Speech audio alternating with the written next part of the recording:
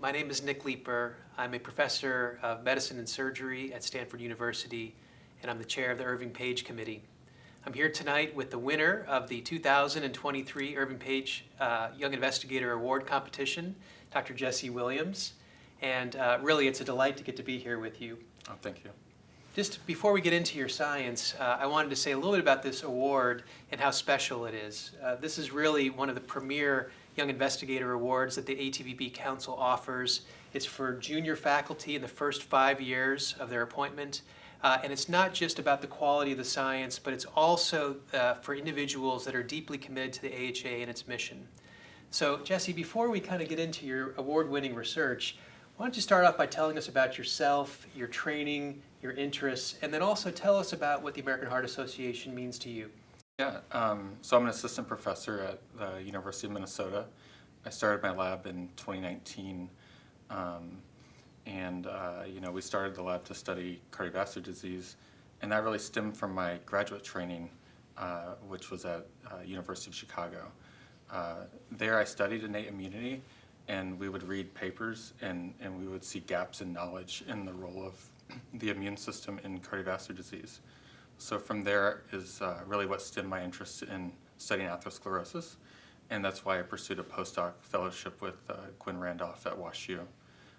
I spent about 5 years in her lab and was supported by the AHA during that time for some of our research, and actually used that to then get transition awards from the NIH and then start my own group. The AHA has supported me along the way at actually every stage. I had a postdoc award in Gwen's lab, and then actually immediately after starting my independent position, I got a career development award that really helped propel some of the data we actually use today, and really helped build the lab early on when I was getting started. Well, that's really a common theme that we hear a lot about the AHA being the first source of funding for young physician scientists and researchers, and it's really a great mechanism to launch careers such as yours. Now, the research that you presented today was about a cell type known as the foamy macrophage. So maybe can you tell us what that cell is and why it matters to cardiovascular disease? Yeah, so during cardiovascular disease or plaque building in your arteries, you get deposition of lipids, particularly cholesterols, and these macrophages actually consume the cholesterol and form lipid droplets within the cells, and they look foamy-like. So that's what gave the name, and these are the major cell, particularly in early atherosclerotic lesions, which is what we study in our lab. Now, I understand that the mechanisms by which these cells arise are not really well understood, and I thought that the approach you brought to try to investigate the origins of those cells is really interesting. So can you tell us about how you approach this problem? We've been asking that question for years. It's really a project we've been working on for 5 or 6 years, asking early initiation of atherosclerotic lesions, how do these cells differentiate? And we used a combination of approaches for this study. First, looking at unique transcript profiles, what's unique genetically about these cells, and then doing some functional screening assays to help us filter out cells that are, or genes that are relevant compared to ones that are maybe less relevant. And what gene did you find? Yeah, so TRIM2, it's a triggering receptor on myeloid cells, and it controls basically immune activation, and it recognizes lipids. So it's potentially expected, but until a few years ago, we didn't even know it was expressed in foamy macrophages. And has that gene been implicated in other diseases previously? Yeah, so it's best studied in Alzheimer's disease. It actually has risk loci associated with early onset dementia. There's actually a fair bit of overlap with A beta plaque formation in Alzheimer's, where you actually get macrophages that have foamy-like phenotype. So maybe it's expected.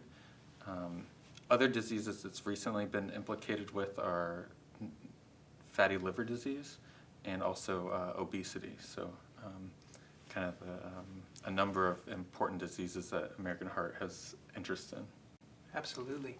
And then in your studies, you knocked this gene out in the myeloid lineage cells and then looked at them in atherosclerosis models. And what did you find? We used modern inducible and conditional deletion approaches to target our cells of interest and found that when we removed this specific gene that the cells reduced their ability to proliferate, and then that subsequently led to reduced survival of the cells in atherosclerotic plaques. And ultimately that resulted in dramatically reduced plaque size and protection from atherosclerosis. I thought those results were really incredible, but I thought it was even more striking that you couldn't just prevent the plaque, but it seemed to have the ability to stabilize established plaque like what happens in humans. So Yeah. do you think that this can be taken farther down the translational spectrum? Yeah, that was probably the most exciting thing we did was ask, can we come into an established plaque very similar to a patient walking in a clinic, and can we then target this exact pathway to drive plaque regression? And we had really striking results. I think going forward, we're going to work with some pharmaceutical companies and try to test out new compounds to block as well as drive this pathway to see how it modulates experimental atherosclerosis. Well, that sounds really incredible. You are entering really rarefied air as a winner of this prestigious award, and we'd like to wish you the best of luck and congratulate you on a very beautiful presentation. Cool. Thank you so much. It's a real honor to receive the award and share the stage with so many successful junior investigators. Well said. So. Thank you.